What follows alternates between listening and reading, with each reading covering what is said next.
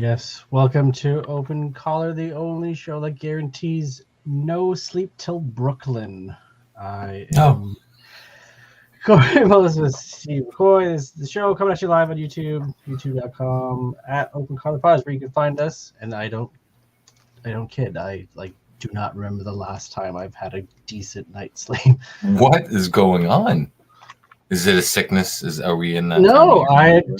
there's something subconsciously that doesn't want me to have 8 hours of sleep anymore. It's probably been like 3 weeks and it's catching up. Jesus Christ. Okay, well, I mean, I've been going through something similar, but not for 3 weeks. I think I've at least been fortunate to get some night sleep a few times in that period. But earlier in the week, I was the same. I couldn't get a solid sleep, and I'd be waking up what felt like every 45 minutes. And that prompted me to wonder if there was perhaps a full moon. Maybe there's like a 3-week full moon that we're not aware of. Maybe. I don't know. In like clockwork, it's like 1 o'clock, 3 o'clock, 4 o'clock, and then I just give up at 5. Have you tried gummies? No, I have not.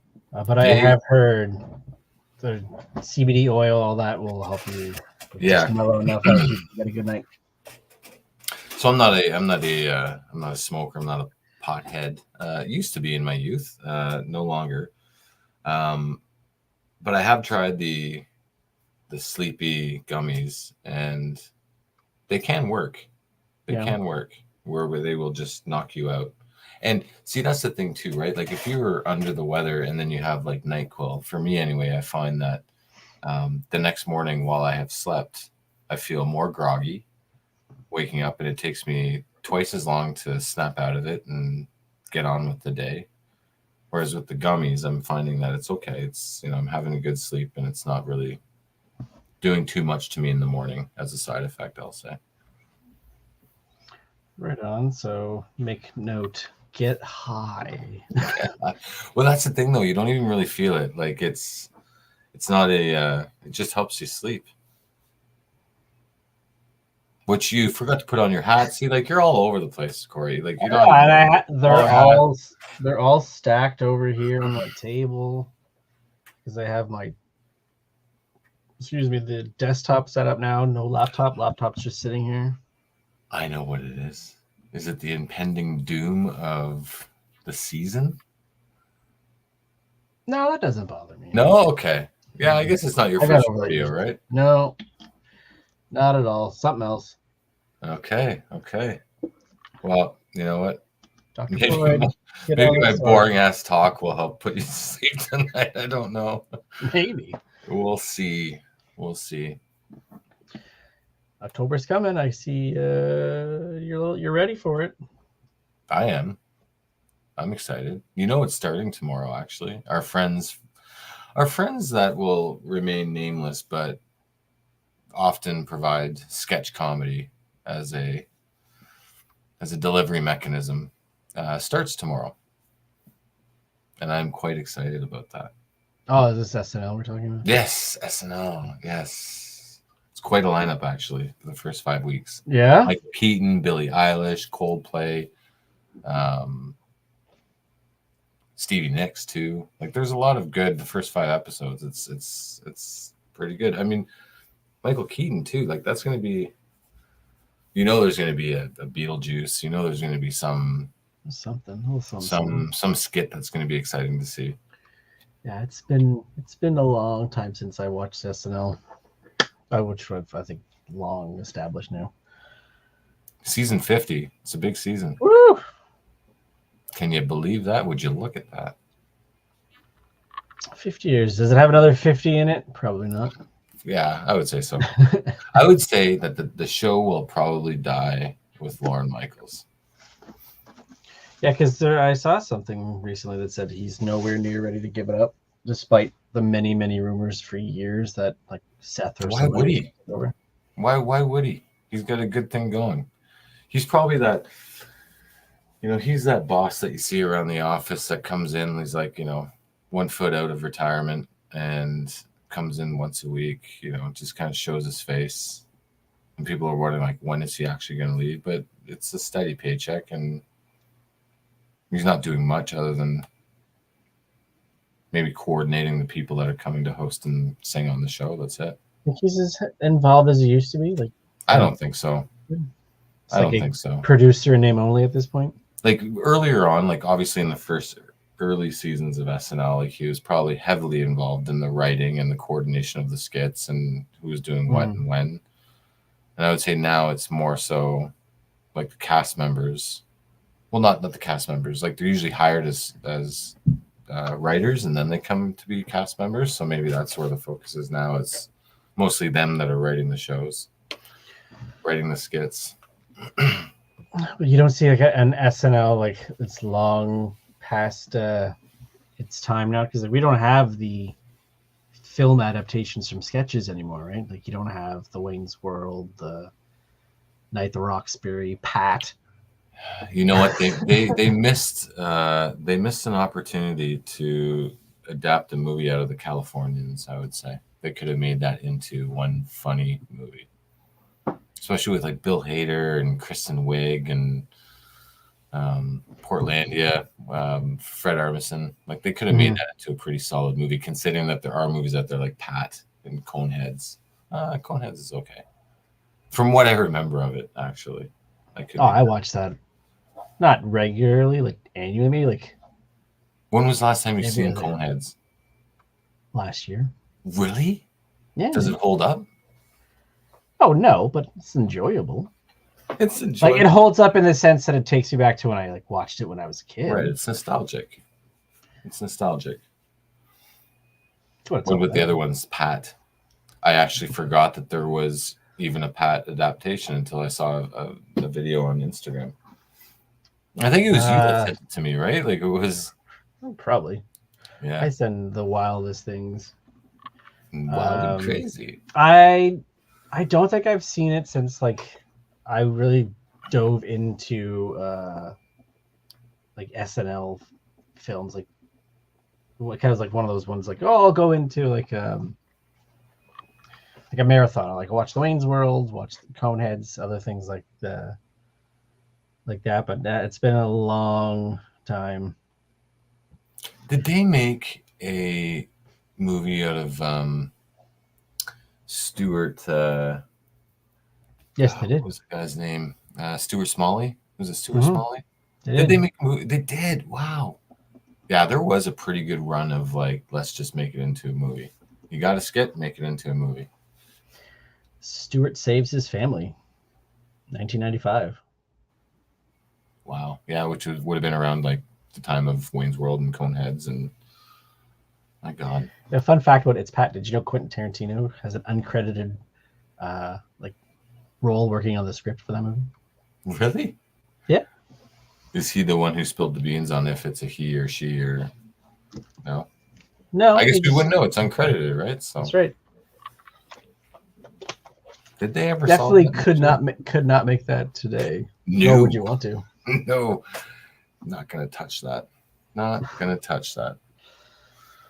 So aside from the lack of sleep, how is the week going? Busy.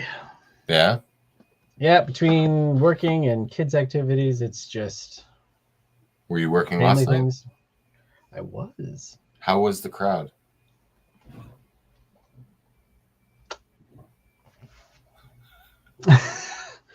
Moving on.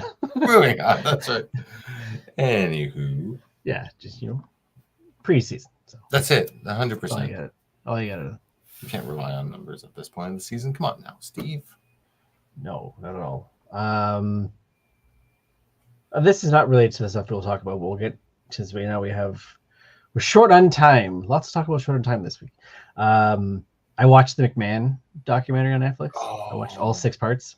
Okay. As somebody who was like way into the WWF, now WWE, in late 90s, early 2000s, a lot of it I already knew. Okay. But what a terrible person. I mean, that like I think enough has come out now where that's really like that's the crux of this documentary, right? The crux of the series is this. like the Attitude Era, you know, from like 97 to what was it, like 04, 05. Is that NWO or is that after NWO? No, that's all WCW stuff. Okay. But this is like, you know, the Steve Austin, The Rock, Degeneration X, you know, Shawn Michaels, Okay. the Rise of The Rock, and all that stuff. But a lot of like the sexism with the divas and stuff. Like he was like who he is as like the McMahon character is essentially, which is touched upon in the docu-series, is very much like they're one and the same, despite people saying it's a character. But the like what is it, the just the time of it, like you don't realize it because everybody's kind of rooting for that type of guy at the time. Like, you know, he's like they're showing clips of storylines where he's like just like straight up demeaning women, and the crowd's loving it because, oh look, he's making her take her clothes off. Hooray, nudity on TV. We look back at it now. Everyone was none the wiser back then. Yeah, right? But you look back at it now, you're just like, no, this is just terrible, terrible stuff. How far back does it go? Like, does it start to when he like acquired it from? Yeah, it goes way back to when he's working for his dad. To the point where he buys it from his dad, and then how WCW is kicking his ass to them buying out WCW up until all the stuff that's come out recently. Wow. Mm-hmm. Wow. Six episodes. It's about an hour each episode. Okay. It was a quick watch. I literally burned through it today. Really, eh? Yeah. Yeah, it's definitely something that I want to see. Definitely. Do they have a lot of like old wrestlers, or is it one of those projects that people were like, I don't really know if I want to get involved, or because I think how it started, I don't think is how they intended it to finish. So they'll have people talking about the business, like of course, you know, Hogan's there and Triple H is there and Shawn Michaels and, you know, Undertaker, Steve Austin, The Rock, all the you know, John Cena, all the people who you know, but Brett's in there and Brett tells it like it is. But one thing you'll get from it, and there's a line I'm going to paraphrase. I think it's in the second episode as people are talking about the stories and like this and that and that. They have a reporter who like literally will say, you can never believe the words that come out of a wrestler's mouth. And it's true because everybody has their ego. Everybody's protecting their image through every single story you talk about throughout this. Like, you know, this happened. Well, Brett will say this and Vince has this take on it, or Triple H has got this take on it, but it's the same story.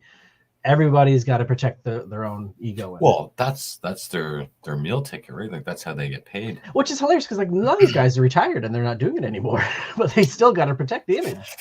I wonder how much they get paid. Like, are they six-figure? I mean, at this point, they have. I don't know how much they have ownership of their character in the show, right? Like, I don't know how much, you know, Terry Bollea owns of Hulk Hogan. So like he got to, you know, keep the image going because he's getting, you know, 5 points off merch sales. Yeah. I don't know. Because I know like a buddy of mine is still into this and he follows that stuff a lot. And he says now that Vince is gone and more people are running it, what you come in, the character you have, like you own it. We're going to like build it and get a piece, but you own it now. Like it's almost like comic books, really. Yeah. It's all the business has changed, as they say. Yeah. Yeah, I have a good buddy but not worth a watch. A couple of good buddies that are still into wrestling, and they've explained it's completely different now. Still not enough for me to get into it. I just can't get past the exaggerated portrayals of the characters like that. And I know it sounds funny coming from someone who reads comic books, but I think just visually, like, I don't know. I can't get into it. And I feel it's kind of like Big Brother for those that watch Big Brother. I don't, but apparently it's like a 10-hour commitment because they have 3 shows a week, 2 or 3 hours per show, multiple storylines that interconnect. Like you have to commit 6 to 10 hours a week, which I just can't do. Yeah, and everybody wants to create a character that's bigger than the one before it because, you know, they want to get recognized. They want to build something after this. It's like The Bachelor, right? Like you don't go on it to win anymore. You go on it to be for the next well known you can be the Bachelor next season. That's right. Or like go on to another reality show. Kind of like, you know, Real Housewives of Beverly Hills. No. We are not going to talk about that this week. We are not going to Next talk about that this week. I got something in the mail this week, which I'm pretty excited about, which is for the audio listeners. It's too bad, but this is a Marvel Legends Phoenix. Visual too. You get the glare. Yeah.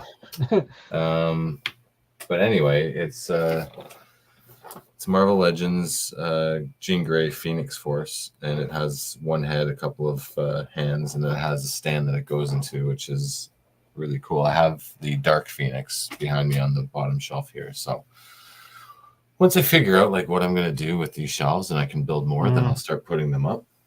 But for now, it's going to stay in the box. Yeah, the way you described it is almost as if like just randomly showed up and like you ordered it.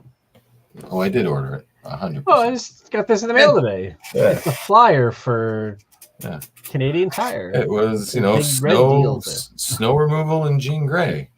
That's right. In my mailbox. And his handwritten note wanting to buy my house. Oh, those are the worst. Those are the worst. Like, every time I get that, I'm like, who really falls? I feel like that is the printed version of a scam, like a phone call scam. Yeah. Where, like, you'd sucker, like, unfortunately, an older person to a phone scam or a text scam or an email scam. The handwritten note is the residential version of the scam. That being said, I do like those phone calls. I like messing with them. Do you mess with them? I do. Yeah. Okay. So what's the longest you've actually you were able to extend it? Like, it's not as long as you think. It seems longer when you're doing it, but like it's really like they're wise enough to know they don't got you. Like they haven't conned you, so they won't waste their time. But like the longest was probably about 3 minutes because the guy was, like, call, so I pressed 1, right? And I can't believe that. So the guy, he starts asking for information. I says, "Well, why would you need my name in it? You called me. Like, you should have my file." Yeah. And they're like, "No, we need it." And I said, "Well," and they said, "Well, we'll start with your credit card, like your Visa." I don't have one. It's like, "Oh, sorry, I meant MasterCard." I'm like, "But you just said Visa. You called me for my Visa. I don't have a Visa. So are you sure you have the right person?" They're, "No, sorry, it was my mistake. We were for your MasterCard." I'm like, "I don't have one of those either." Amazing. And then they realize, like, this is dead weight. Yeah. And then I was like, sorry, like Visa. Sorry, it was Visa debit. Your debit card. Like, okay, so what is it? Is it a Visa or is it a MasterCard or is it a debit card? Those are 3 different things. And then at that point, they just hung up. On to the next schmuck. Yeah, and otherwise I'll get like, not as wise as you. It's like calling from Amazon. Press 1, just problem with your account. I said, they're like, "Oh, I could start the phone number." And then it's the same thing. Like, you called me. Like, I don't know why didn't you to confirm the information. And I said, "It's funny because I don't have this phone number tied to my Amazon account." Hang up. Interesting. It's funny. I noticed that it's always the same first 3 digits that call when it's a scam. So right away, that it's, Yeah, I don't know if you have a home phone with the call display where it now says like likely fraud or likely spam. Yeah. It shows it on my phone. You have a landline? Next question. Wow. I will say this. It all came with the bundle when we signed up years ago. So we still have it. How often does it get used, sir? If you take Ashley's see, this is not a good way to answer that. Auto calling, because she's a supply teacher, so she gets the robocalls of "here's a job for you." If you were to take that off and put it on her cell phone, which I said, because then at night, if you don't want to work the next day, you turn your ringer off. Don't need to worry about it anymore. Fair. Take that off. Only spam calls. Wow. Yeah. But you're almost the like occasional. I'll call the house number because I know she's at home. Right. But I think it's good though. Like, are we past the days of kids relying on landlines to call their friends to see like can they come over and play? Because I would say that you're kind of at that phase of your life that if I had a landline, I'd be in the same boat where our kids are of that age where you would rely on other kids like we did when we were younger, calling a house, seeing if they could come over or play outside or whatever. But you get 0 calls regarding that. That's right. We get, can I see if so-and-so wants to play? Grab the iPad, head onto Kids Messenger, and message them. That's what my kids do. There's They want to play something to be Roblox with their said. friends. Can I see if they're online? Oh, they're online. Then I'll join the game. Yeah. The struggle, they don't know the struggle that we went through. I'm telling you. No, we do have the classic. There's a friend of Parker's who's a few blocks down. Will come to the house and ring the doorbell and see if he wants to. That's amazing. Like, that's amazing. Yeah, it's always at the most inopportune time, and he does not get the hint when he rings the doorbell 40 times that we're busy. It's like Sebastian Maniscalco. We got company. Everybody down. Yeah, very much. Close the blinds. Like on the weekends and stuff, or like throughout the summer when work wasn't busy, I would like leave early, and if I leave early, I'd pick up dinner and we'd have it at 4:30, an early one, because usually we'll go to the park, right? If it's nice, but without fail, I literally have the table set, we're eating, and then the kids out the door, because again, we're going to the park. He knows we go on Fridays. He just doesn't want to wait till the whatever time it is. You should get a rotary phone. I'm just going to put it out there. I mean, you know what? If you're I was thinking that, or the one in the kitchen with like the 50-foot cords, you can walk around the whole house. Yes, but you're like, you're halfway to nostalgia. You might as well just go the other half and just go full on Goldbergs. Just go full Goldberg. We're getting close, because like my dishwasher is like 1 foot in the grave, so I will be washing everything by hand. So I need to have the phone. No, you need one of those old. Remember the attachments that you get from those infomercials? It was like, now you can do dishes, and now you can cook. It's almost like a headband, but it just suction cups to the phone. I just saw that ad pop up on the Instagram like the other day. Yeah, I saw it. Not that recently, but definitely recent enough where I remembered it. Where like that was a thing, like that, and it was probably a hot ticket item. I guarantee it was. Like, my God, imagine the conversation back then, honey. This is a game changer. Yeah, we can use our hands and not hurt our shoulders when we look at this. Look at this. I'm talking on the phone, hands free. Look, Mom, no hands. And that was impressive. And someone's just, hold on. Order 2, get 1 for Nana. Yeah. Christmas is done. She had the shoulder surgery last year. This will be good for her. My God. We need to do that. Maybe we need to hear from the caller community and say, like, should we bring back segments of just old infomercials? Yeah, I think so. That might be something. Has this ever happened to you? She's like whisking the pancake mix, and it falls, and every time. Yeah. Not anymore. And like star wipe, and she's just walking around, for three easy payments of $19.99. But wait, there's more.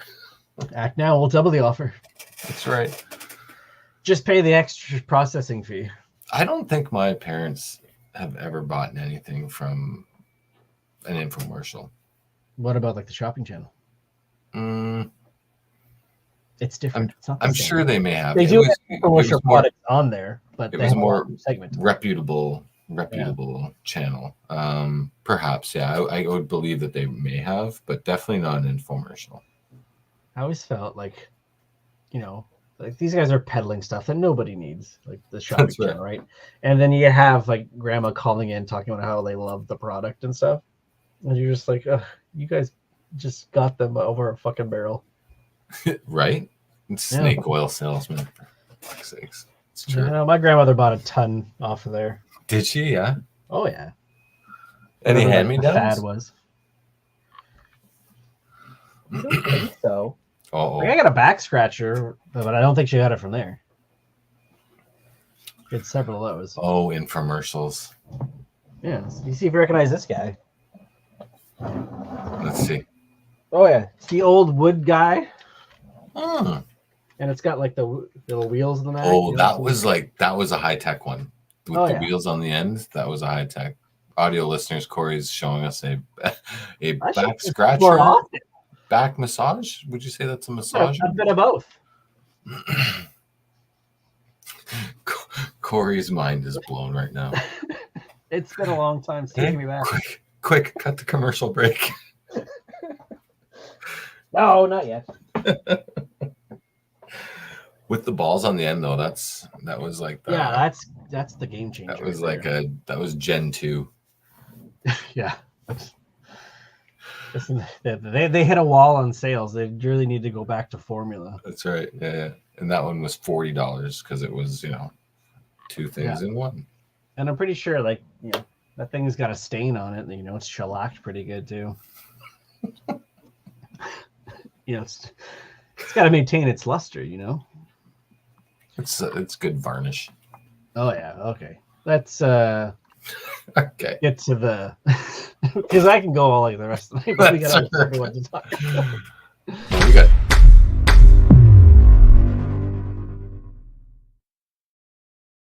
We missed last week. We got a shortened time this week. So we got just Well, we don't have shortened time. We have just a general time area. Yeah, but it's the misses, so we have a heart out. Right. Oh, she made comments in the YouTube channel now. After. Hey, that's what we do. All right, so we'll start off with Thunderbolts. Now, I have not watched this clip. Whoa, how the tables have turned, sir.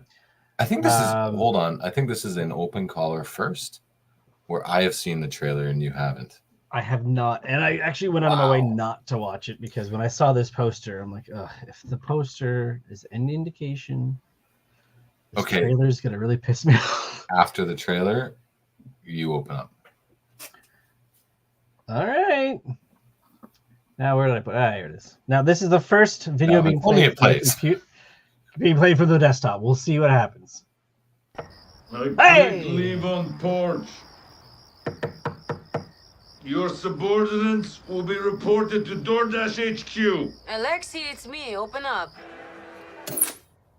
Milena?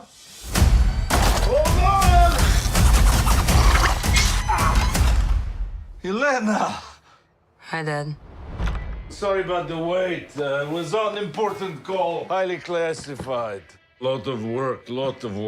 Many irons in fire. You feel fulfilled? Oh, yeah.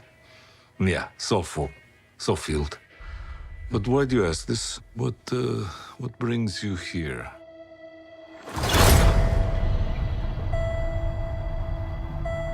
There is something wrong with me. An emptiness. I'm just drifting. And I don't have purpose. I thought throwing myself into work was the answer.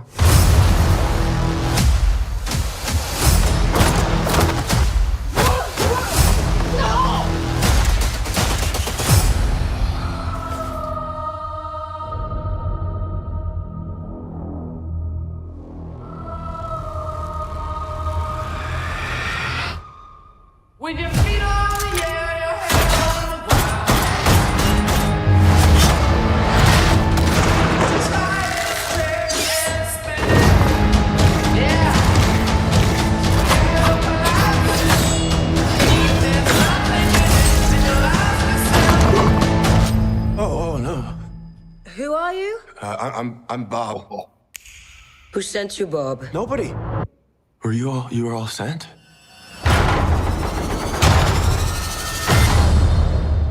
Everyone here has done bad things. Shadow ops. Robbing government labs. Contract kills. Yeah, so? So, someone wants us gone.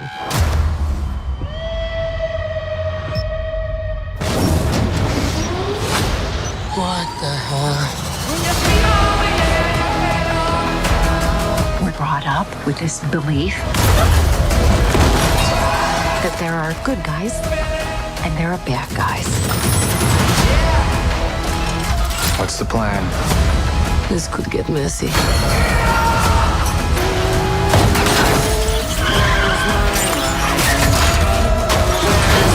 But eventually, you come to realize that there are bad guys and there are worse guys and nothing else. Look at you. So adorable.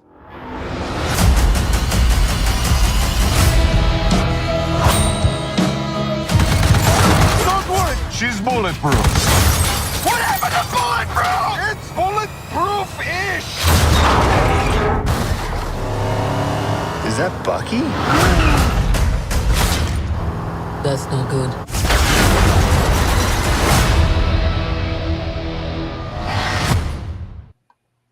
So, You're back to the Faceless Wonder. oh, I know. I don't know what's going on. I am here though. I was there the whole time.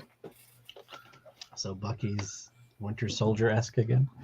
Yeah, call back to that gun. Thanks. Okay, so what do you think? I mean, like, You- you already had 2 Suicide Squads.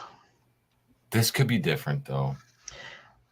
Yeah, it's good to be different. Like, they're clearly trying to lean into the comedy aspect more than the other 2. Less James Gunn's Suicide Squad. That was more comedic, but I think it's also grounded in a bit more reality than what Suicide Squad was. like, take Bucky out of it. Like, none of these characters really, I thought, were that interesting. That interesting from last time. Yeah. I like it. I think it's good that was it Florence Pugh, the new Black Widow? I think it comes across, at least anyway, that she's going to be the lead and Bucky's going to be the secondary, which I think is good. She's not only easy on the eyes, but I think she has the potential to seamlessly move into the new Black Widow, taking over from ScarJo, with people easily latching on to that. I'm most excited for what Bob Reynolds will show us, aka the Century. Yeah. Marvel's version of Superman. And there I think we caught a bit of a glimpse because he was wearing his what would you call that, like a nightgown or medical gown, where he'd obviously been riddled with bullets dozens of times over and over and still standing. So we have a lot of bulletproof people in the MCU. it's true, but I think could be the next really powerful character that we see in the MCU. At this point where you know the end is coming with Secret Wars, is there a point to introducing new characters? They Just need to, reboot though. them? They need to. They need to start off. Like, I think this is going to be. There's going to be some level of connectivity to Secret Wars, I would imagine. I think maybe Bob plays a bigger role. Maybe he even plays a role in Captain America 4. But maybe they're trying to set him up as, because he's a very conflicted character if you know him well from the comics. Bob Reynolds struggles from schizophrenia, and he has a darker side of his persona, which is known as the Void, which is all powerful. But then his other side, his good side, is the Sentry. So there's a lot to work and play with there if they do it right. I also got some vibes of Winter Soldier, not only for Bucky firing off what was like the original gun that he used to blow up the car, but just like the suspense I feel. So I'm okay with it. I'm digging it. I'm digging it. Doesn't seem like you are though, sir. I thought you would, to be honest. I thought you were gonna have more hope as I try to figure out this camera. The hopeless one, I guess. I don't know. We'll see what happens. Like, nothing really has not, let's say, has unimpressed me or not impressed me, but everything's just kind of been, yeah, seen it. You're doing it So again. my obviously this is a I wouldn't say like a B, maybe a B team, but maybe more like a B- team, trending close towards C.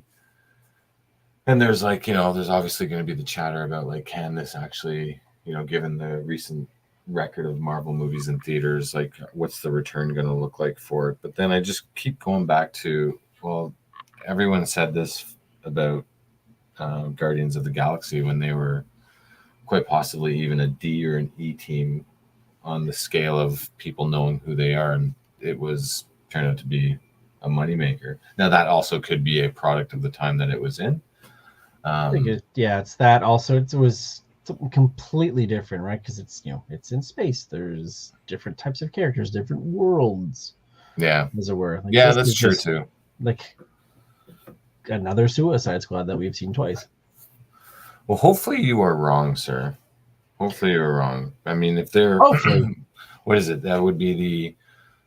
Is it only those 2 movies next year? Actually, no, it isn't. Next year, so it's only this year that they actually took a bit of a pause in terms of what was being released, right? With just Deadpool and Agatha. Next year, it seems like they're back to their old way of things, which could be good or bad, right? Anyway, we'll see. Wasn't this was also pushed back too, right? One of several things that was pushed back. Okay, so it's not looking too good then. Like this was pushed back. Cap America was pushed back. Deadpool was pushed back, but it was done. It was more just them trying to space things out, I think. Okay, what's not pushed back is apparently Spider-Man 4, which last time we talked about the director. Yeah. Destin Daniel. Did we? It was mentioned. Destin Daniel Cretton, director of Shang-Chi and the Ten Rings. So, oh yeah, because it made a comment of the third act's gonna be shit. It's all coming back. It's all coming back. The rumor on the street is that Sony and Marvel has extended their agreement to share Spider-Man beyond the upcoming Spider-Man 4. They're saying looks like he's going to be in 4, 5, and 6. And also appear in more than just the next 2 Avengers and for a subsequent outside Avenger products. So they're setting up Miles is what they're doing for the big. I mean, not the big screen, but like the live action. Yeah, Amy Pascal said before, live action Miles is coming. It's just a matter of when, not if. I think this is just making sure that that's happening. So, with Spider-Man 4 slated to go between Doomsday, I think, and Secret Wars, so I think you're going to get him in Doomsday and his own movie, and then Secret Wars, and then 4, and then 5 and 6, and then probably pop-up cameos and some other things, possibly. There's also another rumor saying that part of that deal is that they're going to merge the Venom verse, and that's what the whole point of Null is supposed to be. That's why he comes, because of what happened in No Way Home, the universal breach or whatever the hell that spell cast with Venom jumping from the Venomverse to the 616 and back. That alerts Null, and that's the whole. So we might get a work though. A Venom Spider-Man team up. That could work. It could be both good and or bad. Listen, I'm for as many Spider-Man movies as there possibly could be. Yeah. I think out of the 8 movies, I liked almost all of them. Ooh, which one didn't you like? Spider-Man 3. Not The Amazing Spider-Man 2? I never finished it. Full disclosure, I never finished it. I don't even think I finished the first one with the lizard. I remember, I may have watched most of it, but anyway, for the most part. But still, movies you haven't watched all the way through, you still don't like one you've seen all the way through the least. Yeah, it's Go on. No, it's one of those. It's anyway. I think it could be good, as long as Sony doesn't go and fuck it up somehow. Which I mean, let's be honest. I think you're unfamiliar with Sony. Or at least underestimate their ability to fuck something up. You must be thinking of Sunny, not Sony.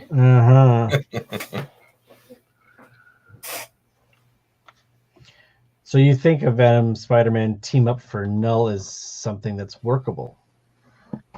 Say that again. So you think a Venom and Spider-Man team up with Null as the villain of choice is something that's workable? No. I don't think, not necessarily that. I just think Null it's a good mechanism to merge both of the film franchises together. I think if he is the god of the symbiotes, then he should have, the all-seeing eye on where all of the symbiotes are at any given point, and his goal is to have all of them under his control. So I think it's a good delivery mechanism to join those control the multiverse through his darkness of. Well, no, I don't think he's not a big enough character, and he's also relatively new. Like I said 2 weeks ago, like he's not even 10 years old. He's just a wee little baby. But I think just for the purpose of the franchises, I think he's a good plot point. But I don't think he's going to be involved in the larger MCU discussion. No, I do not. Cory, what's going on with my computer? How come I can't? My camera's not working. Well, can we call in IT like live? I mean, you could. I don't know if they're going to answer. No, I don't think we pay anybody on IT. Uh-oh. This is the same shitty laptop that is 1 foot in the ground. It is, yeah. Hey, listen though, but I've been hearing you the whole time. That's part of it. The audio is great, just the video is.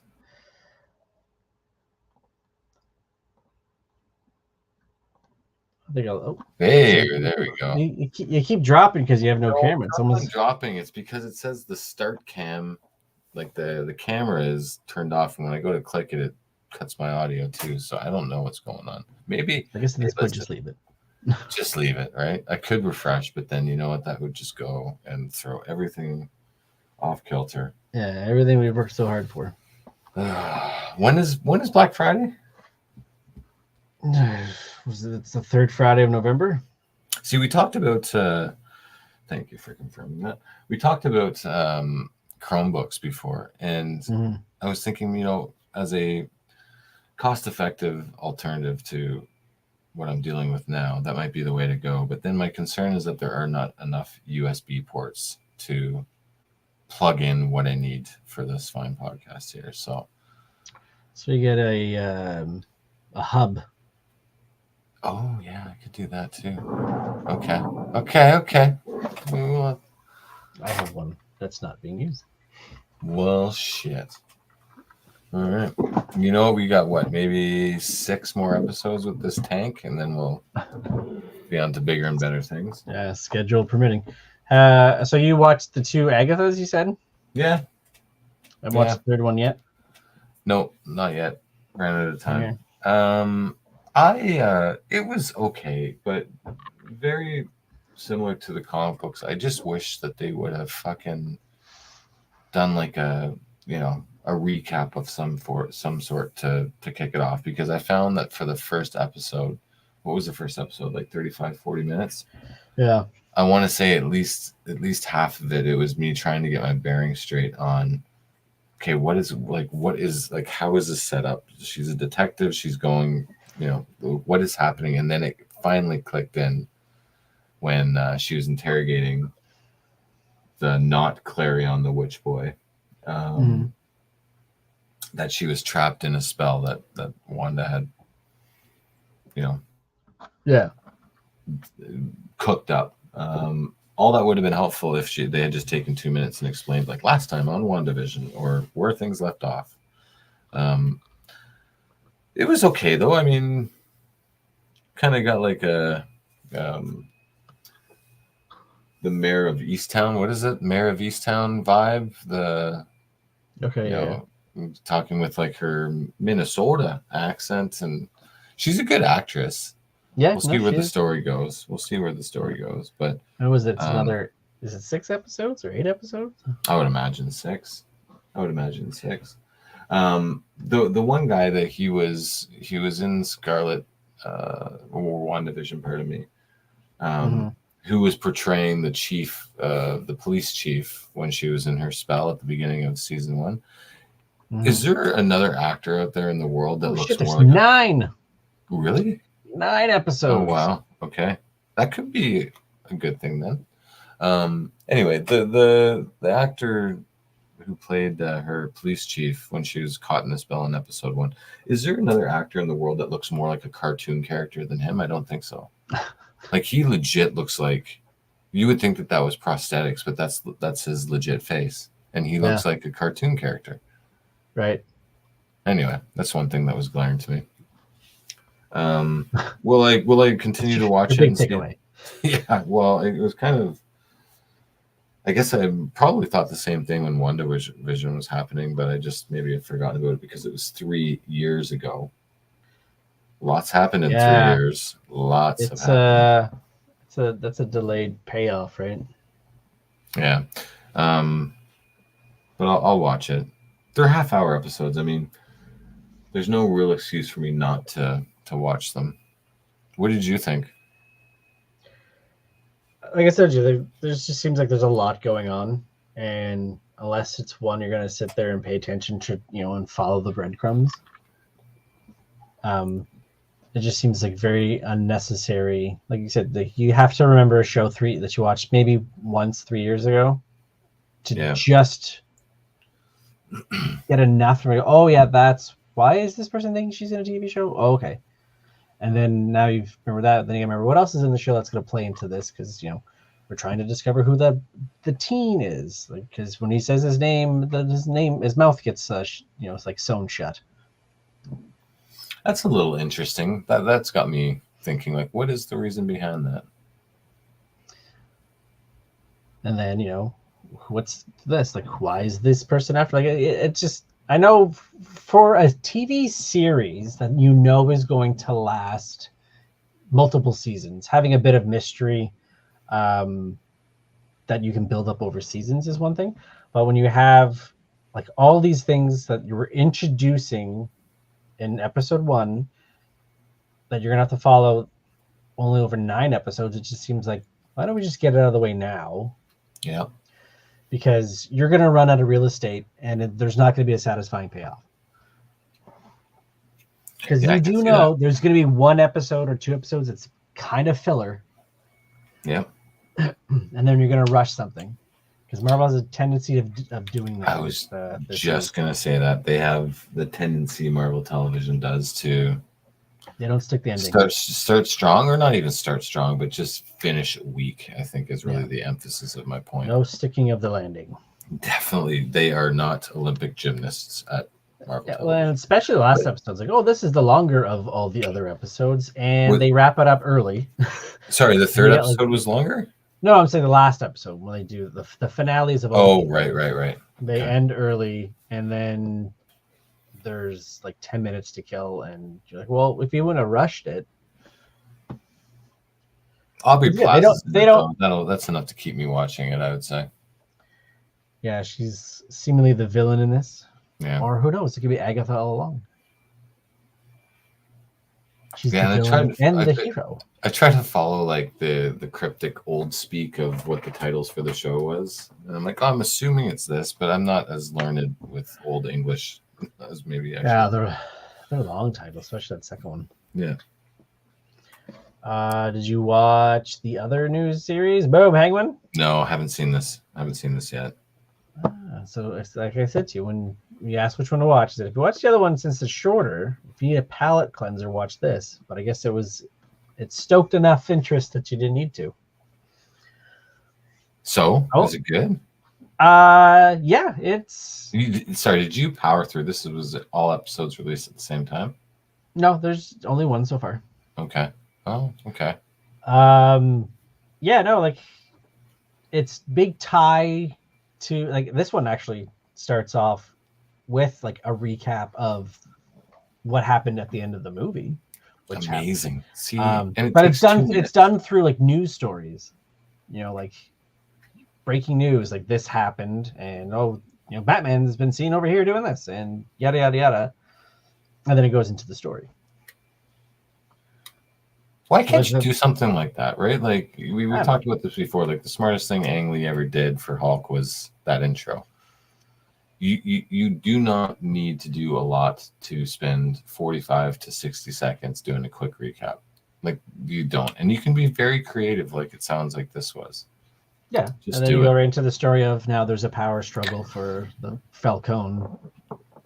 Sorry, did you find that you needed the recap? Like, has it been a minute No, since I you've saw the seen? movie. I know how the movie ends. You Okay, see, Wall comes down, Riddler gets arrested, blows up shit. you've got a good memory, is what you're saying. Yes. And they've been fucking promoting this shit for years. That's true. That's true. But yeah, so it's basically like what we all assumed. It's this low-level mobster who's, like bottom rung of the Falcone crime family ladder, trying to work his way up when the head of the family's taken out. Looking at this image of Colin Farrell as Oswald Cobblepot. No, not this. Oh no, He's Oz Cobb. Oz Cobb, because you can't do Cobblepot. You can't do Why not? Because it's Why not not? scary. It's not scary. That doesn't matter. Like, I know. Oswald Cobblepot, but they just say Oz. But You still call him Oz. You can still. I like it. I think it's a very. Right. I mean, even when the movie was going on, I thought it was great. A great rendition of the character. Yeah. Is it rated R? Yeah. There's lots of cursing in it. And I was surprised. I didn't expect it because if you're playing off the movie, which doesn't have it, right. Now, is it cursing for the sake of cursing? Because I know you and I both hate that. Or is it not tasteful cursing? That's not the right word I'm looking for. But is it tasteful in the sense of like the story? Like, does it fit into the story well? Given the subject matter of mobsters, it's not out of the realm that people would talk like that. Okay. So, this fucking guy, hey, he's fucking, he's this fucker. You're really very good, Cory. Are you a gangster? No, but I am Italian. Hey, Gino, look at this fucking guy. Hey, Stugata. You piece of shit, hey, you fucking walk in here, huh? So now I'm debating because tonight I am gonna watch something tonight. So do I watch the first episode of The Penguin, or do I watch about an hour? I think an hour 10 start to finish. Or do I watch the wrestling documentary? Both are very interesting. Here's what: if you watch The Penguin tonight, you'll watch one episode and have to wait till I think episode 2 drops tonight, and then there's 2. But if you watch the wrestling one episode tonight, you still have 5 more you can watch. And then you're done. I think that's the answer. This Penguin, you can just let it sit for a bit, parcel it up, and then. Yeah, that's a good point. Just really quickly, while we're on the Batverse, last time we recorded, I had mentioned that the boys were watching Batman Begins for the first time. We are now on The Dark Knight, about 2/3 of the way through that movie. My fucking God, does it stand up? Like, it still holds up. I've seen this movie, as I'm sure you have, numerous times. Yeah. And it's the score. Like, the score makes the movie. And I can't think of another movie. A driving score throughout, right? There's no, like I can't think of another movie where the score has such a powerful impact on how the audience receives the movie. Like, I really can't. Like, you could say that with almost any Nolan's movie. Like, even Inception, the score is heavily involved. Oh, yeah. Or even it's so good I forgot the name of it. The one where they go, his daughter, he travels through time, and it's like Interstellar. Interstellar, thank you. The score on that was all amazing. Hans Zimmer, so but yeah, it's good. I'm happy that we've decided to watch it. Then comes The Dark Knight Rises. Yeah, I don't know about that one though. It's not gonna hold up, but no, I know that. I feel they'll like it. They'll like it because they know what he's going for. With this is Robin, and the story's wrapping up, and yada. There's payoffs, but like comparatively, no, it's not the same. So my concern though is like, if you look at the Nolan trilogy for Batman, the first one is like your traditional superhero movie. The second one is like your suspenseful thriller movie, and then the third one is like a war movie. And I just don't know that the boys will enjoy it that much, or even The thing about understand The it Dark for Knight that. Rises is the whole premise of that movie is despair, right? Yeah. That's what he's trying to establish. Right? Like everything that can go wrong will go wrong and does go wrong. Yeah. And it's how do you come out of this despair to save the day? Like is literally the bat's broken, right? And he has to rebuild himself in order to come back and win. In record time, I might say. With no money. With no money and no medication. And he's halfway no across physio. the world. Has to climb up my God. The surgeons in that hole. I tell you. They need to get a cement truck to fill the plot holes in that movie. Right? A few of them. Like this fucking bomb is gonna detonate in 3 weeks. We flew Bruce out, left him over here for how long? He's got like a slip disc in his back that's got to get fixed, and then he's got to hang there for I don't know how long. Then relearn how to walk, then to climb out of the pit, and then get back with no money. That's right. And in time to stop the bomb. I remember having conversations Alfred never would have just bailed on Bruce. And then I saw people commenting on that later when the movie came out, and there was just no, but then how do you write him in the rest of that movie? Yeah, that's a good point. When you see them busting into the elites places and taking the people out and they're outcasting them and killing people and stuff, that would have happened to Alfred that. So the only way to not do that logically is to make sure he leaves. With a broken back. Right. And no autopilot. No autopilot. The autopilot is malfunctioning. Anyway. Only someone that can do something about the autopilot. So yeah, The Dark Knight's great. It really is. Honestly, I'm quite happy, as I said, that we've decided to watch that with the boys. I'm sure they are too. All right, the next bit of news we now have. This is 3 episodes in a row we've been talking about the Lanterns series, and now we have our Green It's amazing because he's my favorite. Kyle Chandler, Mr. Friday Night Lights, Coach, whatever his name was, because I didn't watch the show. I never watched the show, and he is in probably more movies. He stars in only movies that I want to see and haven't gotten around to yet. Super 8, Godzilla vs. Kong. Dude, you haven't seen Super 8? No, I haven't. No. Mayor of East. Is it Mayor of Easttown? The one with Jeremy Renner. He's in that more recently. He's a very quiet. He's a quietly established actor, I would say. Yeah. And in maybe it's just the image that you're using, but in my opinion, a much better actor to portray Hal Jordan with what I feel will be he's going to be the Lantern that's been around and been established in Sector 2814 for quite some time, and there's going to be these new younger recruits coming in, and he's seen the shit, but he's still young enough to throw a couple punches if he needs to. He's got a bit of tude, so I think I'm looking forward to it. He kind of looks like, you put a little gray on those burns, he could pass for Hal. Oh, I think he's got some gray going. Yeah, but he's missing it in the most important part, which is the sideburns. You get that, and then I mean the image, which is, who's that? Ivan Rice, maybe.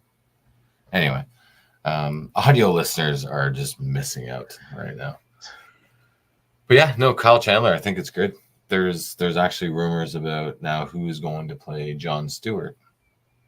I don't know if that you have that queued up or that you've seen it, but it might be a 4-week. And I've never seen. Did you ever watch Krypton? Yep. Okay, so Devlo, or someone by the name of Devlo, African American actor. He's one of the leads, I guess, to play Jon Stewart. Looking at him though, I believe that he could play Jon Stewart. But yeah, It'll be interesting to see. I just Aaron Pierre, yeah, he played Dev M on Dev M. on Krypton. Do you remember him in that character? I don't know the character, but I recognize the face. Okay. Yeah, I recognize the face as well. He was also in Rebel Ridge that came out this year that I've heard good things about. Have not seen, but sorry, you have heard good things? the movie Rebel Ridge, yes, I have heard good things, but I've not seen it. Oh, I've heard the exact opposite. Oh, look how divisive the internet is. Interesting. What's your algorithm say, sir? I said this movie wasn't half bad. I guess you're saying it wasn't half good. Maybe we'll need to do a review of that. Yeah, then we'd have to watch it Right. in order to do the review. Right. We all know we don't have time for anything. I like Kyle Chandler though. I like that pick. It's good. Yeah. How do you think he feels though? Like, as how does an actor who got a job feel about taking a role that no, and yes, okay. As you put it like that, then for sure my argument has no legs to stand on. But if it was publicized that Josh Brolin was offered the role and they're waiting for him, and then he declines it, they pivot over to Kyle to accept it. Do you think that there's that that feeling? But how does an actor go into a role knowing he wasn't first choice? Right. Yeah. Or do they? That'd be tough. Like I sent a buddy of mine a list that got out, and it was Quentin Tarantino's. It was the character list for Pulp Fiction, and he wrote down like, let's say like 5 names, and it says like first choice, second choice for each role. Yeah, but in looking at it, I think the same thing. Like if it's written for Vincent Vega, written for Michael Madsen, right? He couldn't do it. Next on the list was John Travolta. So it's I can imagine like you wrote this for somebody else, and you're only asking me because he's not available. I mean, but then turned in an iconic role. So yeah, I think it just depends on the level of ego. Yeah. Like, yeah, whatever. Like it was offered to him. He doesn't want to do it. I'll like it. They offered it to me. I'll take it. And you know what? He's I think you if an actor is quiet in the sense of like he's not in the headlines, he's not tweeting about certain things or whatever, and he just goes about his business, then you know that he's a level-headed person. So I think he's the right choice to bring on, because I don't think I think he's above that, right? Like he's just there to do a job. He's capable of doing it. Yeah. I'm excited to see it. I'm just whatever gets this taste of Ryan Reynolds Green Lantern out of my mouth I am up for. Yeah, and that's actually the article I read was saying is everyone turned it down because it was really about like, look what happened the last time. That almost killed an actor's career, right? But was it like he was nowhere even close to the person that he is today in terms of clout? No, but Deadpool did that.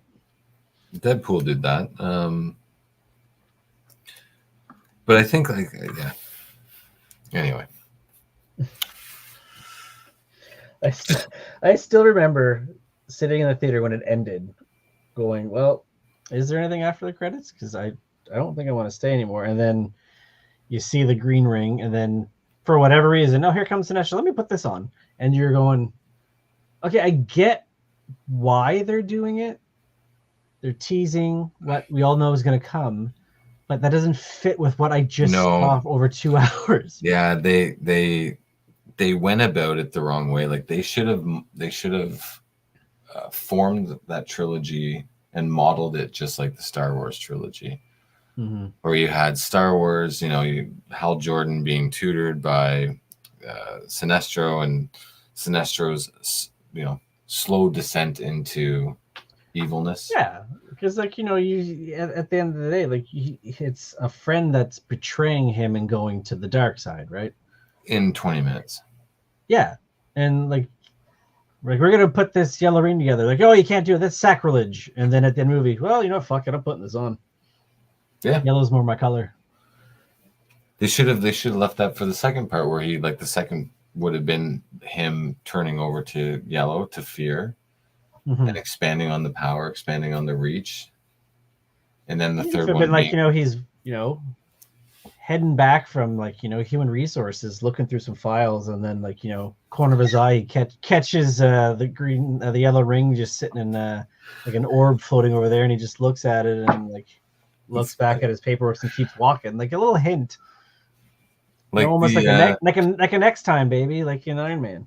Almost like a Marvel's version or DC's version of the TVA, right? Where they've got all of the stones. They're just, in the desk drawer. They just go and collect over all of the different. They should have done something like that. Sinestro's like, oh, yellow ring, huh? Well, this is interesting. Maybe next time.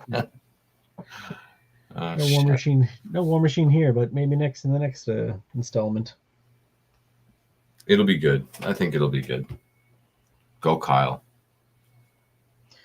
Curious though, if Fillion is doing a version, is this all still going to tie into it? I guess it is all because he's what? He's Guy Gardner. Yeah, I'm sure. So, this DCU. I don't know. I think I've said this before. I would not mind a world where they just all make their own movies, and there's who cares if this movie's got a Superman if it's not the one that you're doing this story with. Just let them do whatever. What is it all? It doesn't all have to be one ginormous story anymore. Oh, but it does, because... But it doesn't, though. For 10 years and 28 movies, Cory, and a box office record of billions of dollars. Yeah, but the Batman made $1 billion, and it's tied to nothing.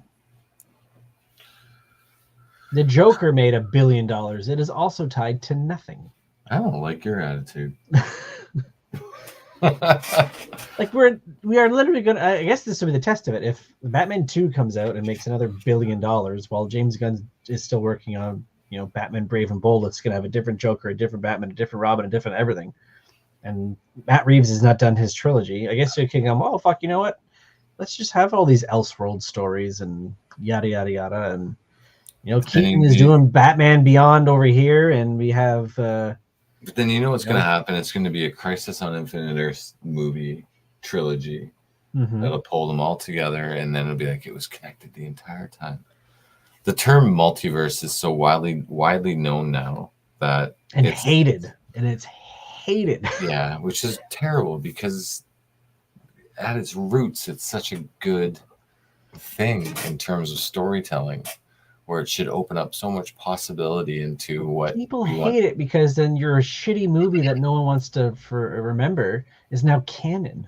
I think it's getting a bad rap though, in the sense that it's hated because of how Marvel fumbled that saga, if we even call it that. The disjointedness, the zero direction, COVID, all of these things. They just mishandled the multiverse saga so badly that it's now tainted forever. I think they just. But it's a good thing. They just thought they were bigger and better than they actually are. They thought, you know what? It doesn't matter anymore. People are going to come see it. They're that hot shit. We did this whole thing of movies, but I think what the biggest issue is, and I've heard many people say it, and I also agree, is that they didn't give us time to digest what happened with Endgame. They just went right into something right away.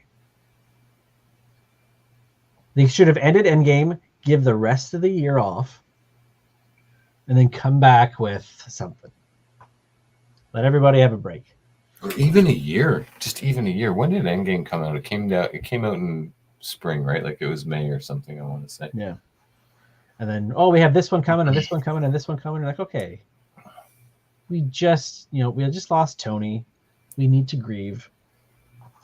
You wrapped everything up. Steve's also gone. Nat's gone. Let's just take a minute. Take a minute. Yeah. Smoke if you got it. It was, here you go. Here's Black Widow, and here's Shang-Chi, and here's No Way Home. And you're like, fuck. We should have pulled a Rick Moranis in Spaceballs after going ludicrous speed. Yes. We should have taken a 5-minute break. Yeah. Did we stop? Yeah, we did. We did. Oh, great. Well, smoke if you got them. And then that's what should have happened after Endgame. Yep. Revisionist history, though, my friend. I got one more thing. It's all related, and we'll wrap her up. We have The Boys. Next year, I think they're filming, or next year it's coming out, the final season. And we will talk about Sticking the Landing. So Eric Kripke, the showrunner, was asked about the plans for the final season, and he was quoted saying, "There will be a lot of deaths. So many series finales suck. I feel lots of pressure to end it well. If we can stick the landing, then people will be like, that was a great show. But if we shit the bed, that's what people will remember." So there's no guarantee who's going to survive, because you don't have to keep them for another season. We will really have shocking big things happen all the time. Which is on par for the TV show. But here's my question to you: is sometimes, yes, it is, but is sometimes too much of a good thing, in fact, too much? Mm-hmm. I think they're in a bit of a precarious situation in that both characters, like Homelander, Anthony Starr, is arguably one of the best portrayals of a villain superhero ever. Like, it's unbelievable how well he's portrayed Homelander. Then you have the other side of the fence with Carl Billy Urban. Butcher? Yeah, Billy Butcher, Carl Urban. So my point is that you have people that watch this show that don't necessarily exclusively root for one side of the fence. They kind of root for both sides because of the shock value of the show. So when they decide that they're going to kill off whoever they decide they're going to kill off, you're going to piss off people no matter what. So there's no easy out for this show, I don't think. I think they just, they keep the pedal pushed down like they have for 4 seasons already. Lots of shock, lots of awe, and just go with the story knowing that there's going to be some people that are upset with how it ends, and you just accept that and you move on.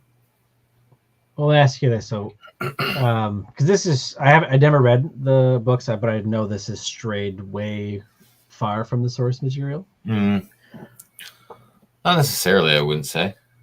Well, I know like a lot of characters were like combined into one and gender swapped, and that for sure. This happened at some point. Well, this happened at a different time. But let's say, like, I don't know, like, we'll just, for argument's sake, again, I don't remember. Let's say, Huey bites it, but he survives in the book. Does that not piss people off? Or if it's good for the story, then fuck that. No. Because people bring this up. I was just gonna say that should not piss off anybody, because you know what? If that pisses you off, you have the fucking source material to go back to and read anytime you want.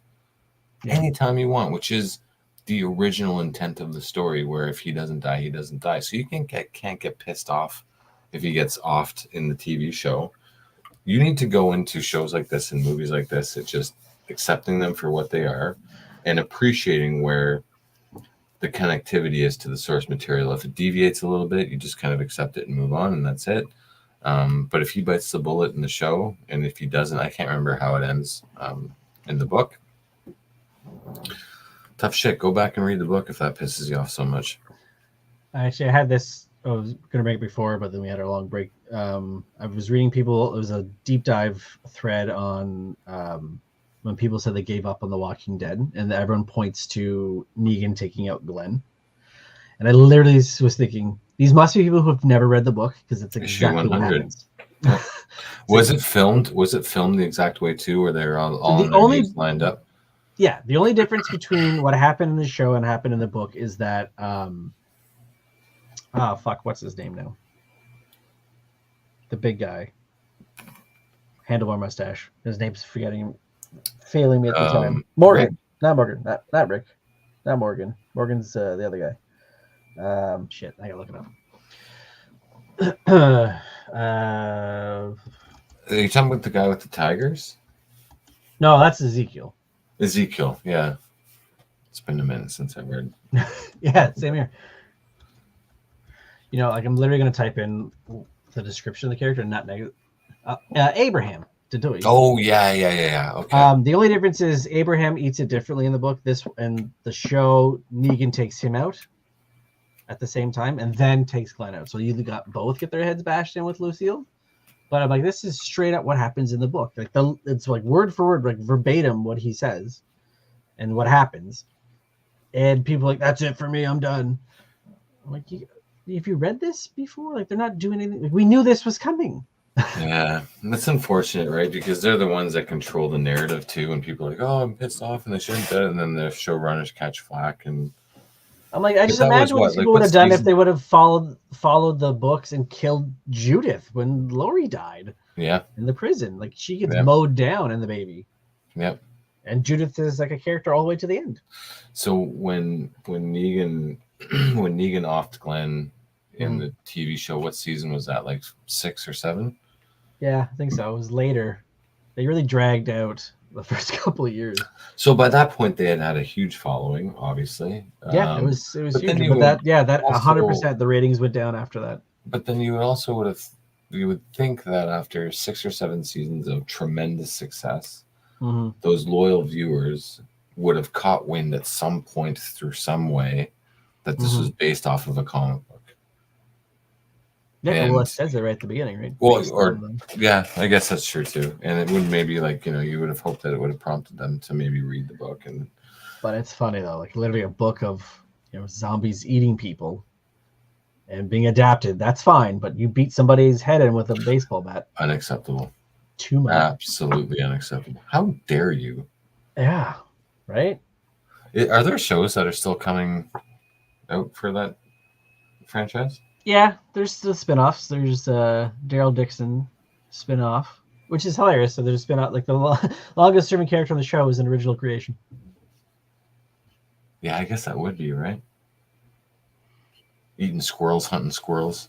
Anyway. Yeah, that's the other thing. Like, Rick bites it in the book, and that's how the show ends. That never happened. That's how the story ends. It never happened on the show.